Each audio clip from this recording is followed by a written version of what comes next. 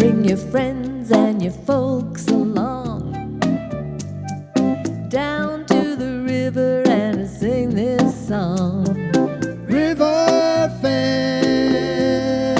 it's the best. Well, we're at the St. Croix River at Hudson's Lakefront Park today. I'm Buck Malick behind this COVID mask here. I'm talking with Kris Poston behind her COVID mask. She's the St. Croix County Recycling Specialist, and I'm one of the core committee of the St. Croix RiverFest. The RiverFest is in its 8th year this year, 2020, and this is the first year we've been disrupted and had to do a virtual event.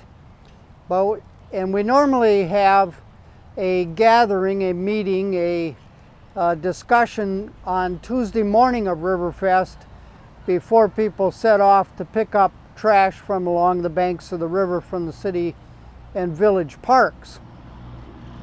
Since we aren't having that meeting, but many of you watching will be picking up litter that week or some other time, we thought this year we would ask Kris to give something that we could record that would give a clearer understanding of how to separate the things which are recyclable from the things that are trash. I should also mention that many of you are familiar with Scrappy. Scrappy is our sculpture on a trailer that we pull in parades and such like that. The deal with Scrappy is that each year we decorate Scrappy's skin, which is a matrix of wires, with trash that's been picked up from the riverbank that year. And before we do that, we take off the trash from the previous year and put on so that it's ready for the new stuff to decorate Scrappy's skin. So of the things that people pick up from the riverbanks, we would like to have it separated at the origin, as Kris will explain in a minute, into stuff that's going to go into landfill and stuff that's recyclable. But recognize that when it's being done as part of RiverFest, some of those materials from either category may end up being on Scrappy's skin for a year. A little fill-up there. All right, over to you, Kris. Better start us off with the basics of recycling. Okay, I'm going to talk about the things that you would normally recycle in your curbside bin at home. And then I'll discuss which of those items, once pulled out of the river, could be recycled through Scrappy. So usually we have our metal, aluminum cans for food and beverage are the most traditional ones. We have our plastic bottles, jugs, jars. If possible, put the lids back on so it's one unit.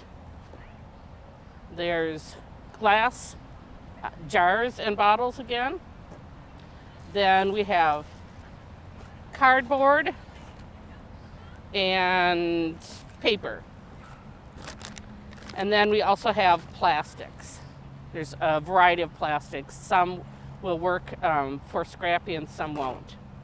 So those are the basic categories of things that are recyclable in your bin. In general, think food, beverage, household containers.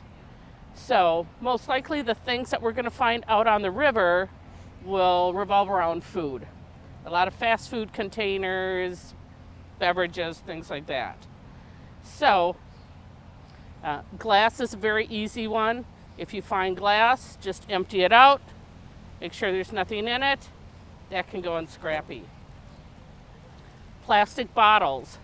I'm sure we'll find a bunch of those. Again, empty out any contents. If there's sand or dirt in them already, possibly rinse them out in the river and get that contaminant out. The big thing we want to make sure of is that what we're putting in Scrappy are clean recyclables, not contaminated. When you get to cans, once again, empty. For bottles, for plastic bottles, aluminum cans, a lot of times people want to crush things. Keep them intact, one unit. It's easier for the recycling equipment to manage it as it goes down the conveyor belt versus if you were to smash this, it's hard for it to collect. A general rule of thumb for recyclables is anything bigger than a credit card. If not, if it's too small, it won't be able to pick it up easily and it could get clogged or caught up in the equipment. So here's an example of a worm container. It has a number 5 on the back with advantage disposal. They will take number 5s. However, we're going to open it up and it's full of dirt. So in this condition, we would not want to put it in Scrappy. We'd want to rinse the dirt out first. Then it can go in there. Because once again, we do not want to put contaminated recyclables into that recycling stream. I'm going to get to a few other things. This might be a common occurrence.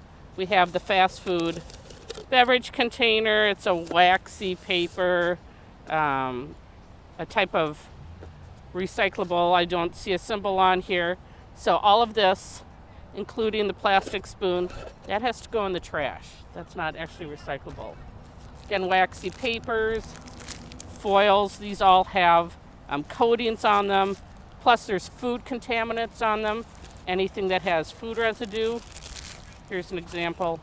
Food residue is not recyclable. The other side to this is if any of this has gotten wet, the cardboards, the papers, etc., it will mold. And then when you put that in a bale with other papers, that mold is going to spread and contaminate the whole bale.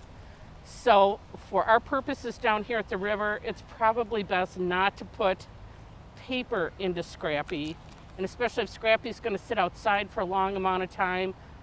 And if it were dry when it went in there, it wouldn't be in recyclable condition by the time he was ready to be emptied and put into recycling. So that holds true for all of these paper sacks and any type of cardboard.